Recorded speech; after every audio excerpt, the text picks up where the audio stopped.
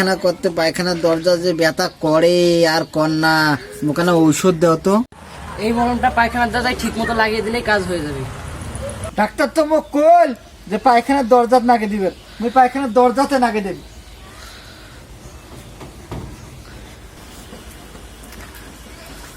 পায়খানার দরজাতে নাগার কিছু, পায়খানার দরজাতে নাগে দিন। শালা ডাক্তারকে দেখি মুই আইস।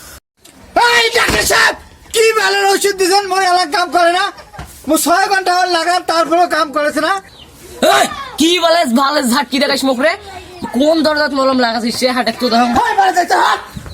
আর ওরে একদিন কি বড়ে একদিন আইস। লাগাছিস রে?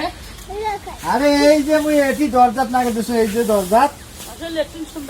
বাউরিয়া তুই কেন তুই বাউরিয়া রে, বাউরিয়া তুই কি করে কইস? মুই তো এই দরজাত লাগিয়ে দিয়েছিস না কোন দরজাত লাগিয়ে দিয়েছিস? কোন দরজাত নাগে দিয়ে কইছিস? মুই তো এই দরজাতে বুঝছো। মুই তো এই দরজাত লাগিয়ে দিয়েছিস রে। বাপ রে বাপ, এটি কোনে নাগার করছিস তুই মো? আর তুই কোন দরজাত লাগিয়ে দিছিস? এই দরজাত লাগিয়ে দিলে কাম হইবি রে।